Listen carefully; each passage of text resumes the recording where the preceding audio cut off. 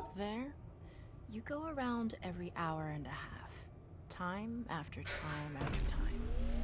You wake up usually in the mornings, and just the way that the track of your orbits go, you wake up over the Mideast, over North Africa. As you eat breakfast, you look out the window as you're going past, and there's the Mediterranean area, and Greece, and Rome, and North Africa, and the Sinai, the whole area.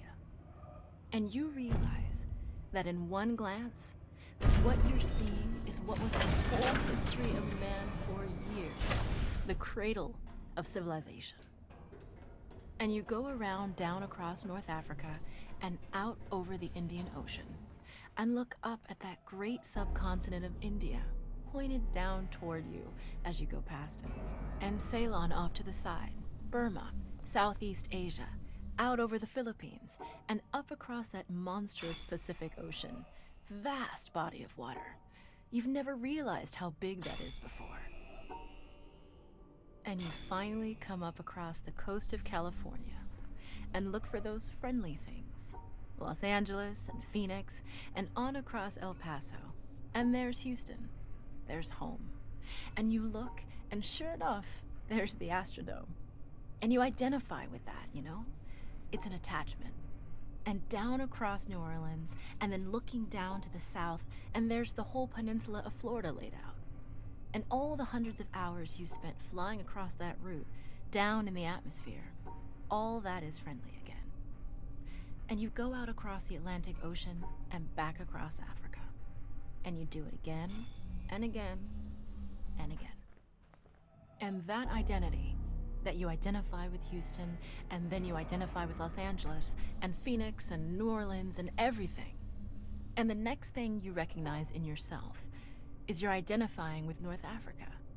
You look forward to that. You anticipate it. And there it is.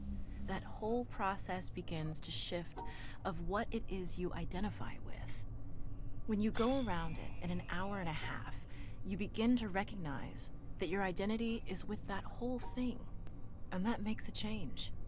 You look down there, and you can't imagine how many borders and boundaries you crossed again and again and again. And you don't even see them. At that wake-up scene, the Mideast, you know there are hundreds of people killing each other over some imaginary line that you can't see. From where you see it, the thing is a whole, and it's so beautiful. And you wish you could take one from each side in hand and say, look at it from this perspective. Look at that. What's important?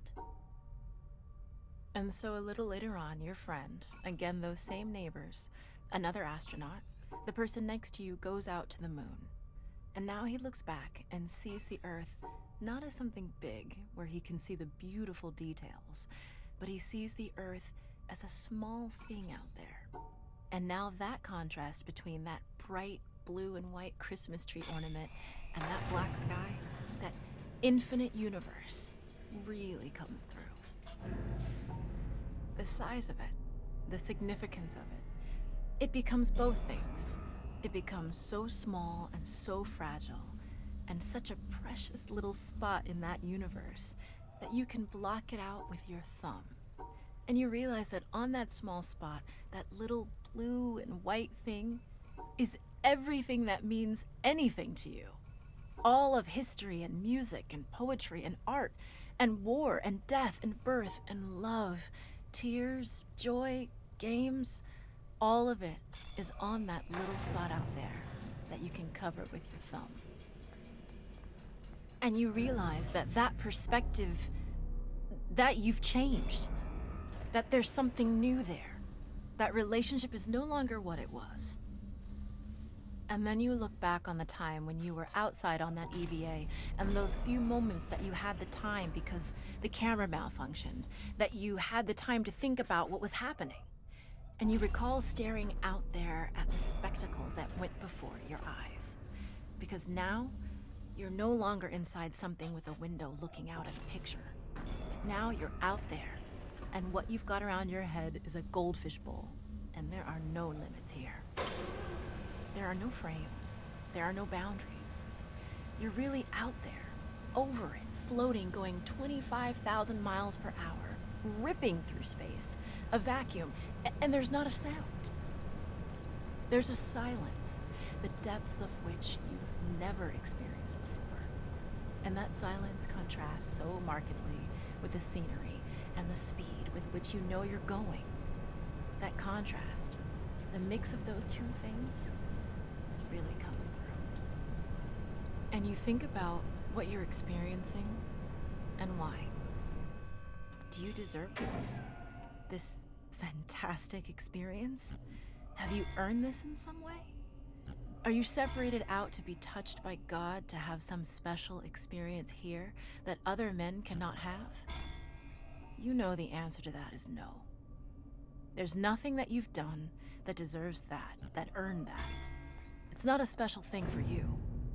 You know very well at that moment, and it comes through to you so powerfully that you're the sensing element for man. You look down and see the surface of that globe that you've lived on all this time, and you know all those people down there. They are like you. They are you. And somehow you represent them when you are up there. A sensing element. That point out on the end. And that's a humbling feeling. It's a feeling that says you have a responsibility. It's not for yourself. The eye that doesn't see does not do justice to the body. That's why it's there. That's why you're out there. And somehow you recognize that you're a piece of this total life. You're out on that forefront and you have to bring that back somehow. And that becomes a rather special responsibility. It tells you something about your relationship with this thing we call life. And when you come back, there's a difference in that world now. There's a difference in that relationship between you and that planet, and you and all those other forms of life on that planet, because you've had that kind of experience.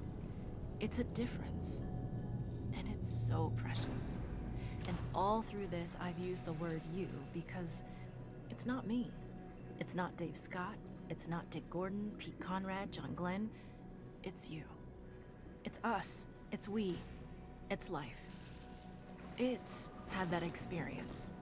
And it's not just my problem to integrate. It's not my challenge to integrate, my joy to integrate.